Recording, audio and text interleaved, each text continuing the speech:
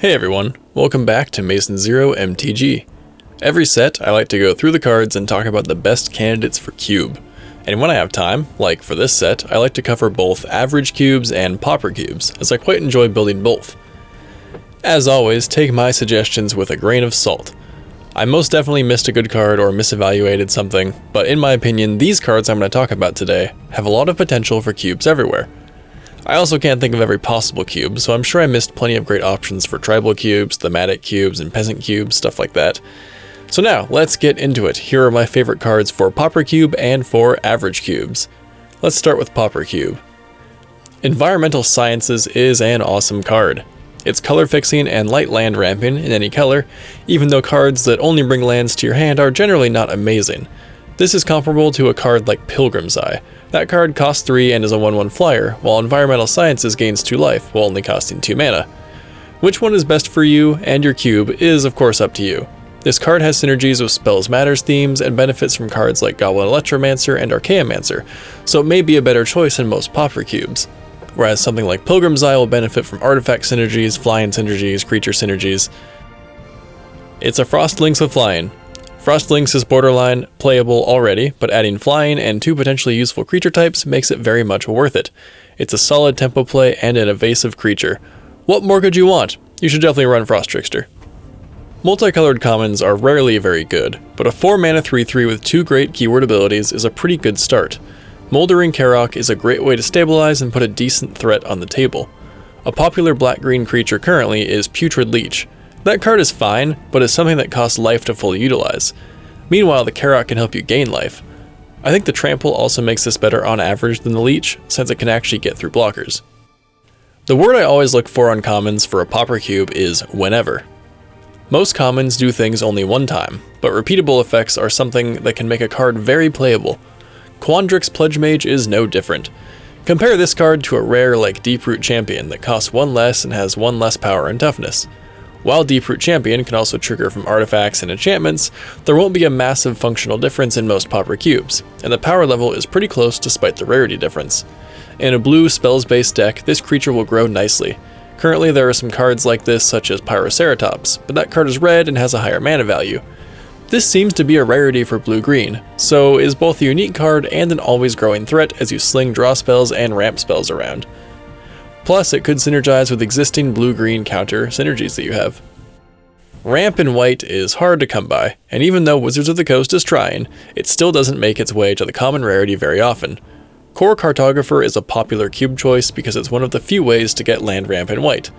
Pilgrim of the Ages costs 1 mana less, but only brings lands to your hand, not to the battlefield. On top of that, it only lets you get a basic plains, which actually is relevant in Pauper now, due to the Kaldheim dual lands that feature both basic land types. So it won't be replacing Core Cartographer anytime soon, but it might work in your cube as another source of getting lands into play in white. The real kicker is being able to pay 6 to return the Pilgrim from your graveyard to your hand, which is a fantastic mana sink later on in the game. I also have a few honorable mentions. I think that Lash of Malice does decent work as a cheap removal and pump spell, and I think Defend the Campus does a good job of combining 2 playable effects onto a modal spell. Letter of Acceptance is another Manalith variant with the ability to cash it in for a card later in the game. Lastly, Teach by Example is, I think, a first for a spell that copies spells at common, but I didn't include it in my top 5 because I think it's a bit too specific of an effect. Now let's go on to average cubes. Plumb the Forbidden is a crazy card in the right situation. It lets you pay just 2 mana to sacrifice any number of creatures and draw that many cards. It can let you cash in on your creatures during a board wipe, it can help you draw out of a board stall, it's a mass sacrifice outlet to use death triggers, or it's simply a way to get value out of a useless 1/1 token later on in the game. The fact that it scales with how many creatures you sacrifice makes it super flexible. The only time it sucks is when you're light on creatures, so this may be best for a more aggressive or token-based deck. Efreet Flame Painter isn't going to be for everyone, but it's definitely for me. I currently have Wildfire Eternal in my cube as a fun way to potentially cheat out instants and sorceries, but I like Efreet Flame Painter a little bit more. While the Eternal only lets you cast cards from your hand, the Flame Painter goes after cards in graveyards. This means your spells basically get flashback. With Double Strike, it can potentially cast 2 spells each combat.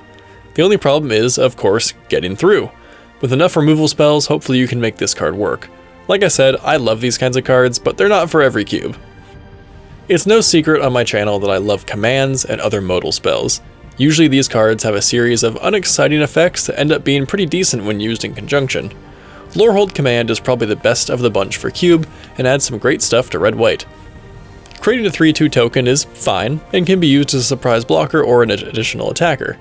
Creatures getting +1/+0, haste, and indestructible is awesome for any sort of aggro deck that needs to punch in. Stapling on Lightning Helix is always nice. And then of course sacrificing a permanent to draw 2 cards is absolutely awesome in white-red. I think those last 3 abilities are fantastic to have in many situations. The first is probably the weakest, but still very useful. While this does different things than Boros Charm, I think it's a fine substitute for that. If you run Lightning Helix and don't mind adding 3 mana to that for another effect, you can also replace Helix with this, but overall I just think it's a great card to have. Culling Ritual could be insane in a more powerful cube. It destroys each non-land permanent with mana cost 2 or less, which means it blows up Signets, Moxes, every aggro creature, Mana Crypt, and plenty of other very commonly played cheap cards. This would be a decent card if that is all that it did, but it also gains you black or green mana for each permanent destroyed this way, meaning you'll be able to follow up your wipe with a giant threat immediately afterwards. There currently isn't a commonly played Golgari card to compare this to. Maybe Pernicious Deed, but this is arguably better in a lot of the situations I just described due to the lower mana investment and the ability to get mana back. Don't sleep on this card, I think it's going to be really good. It's a little boring, honestly, but Archmage Emeritus is clearly one of the best cards to come out of Strixhaven. All it does is draw a card when you cast or copy an instant or sorcery. But slinging cheap spells is exactly what blue is going to be doing in just about any cube.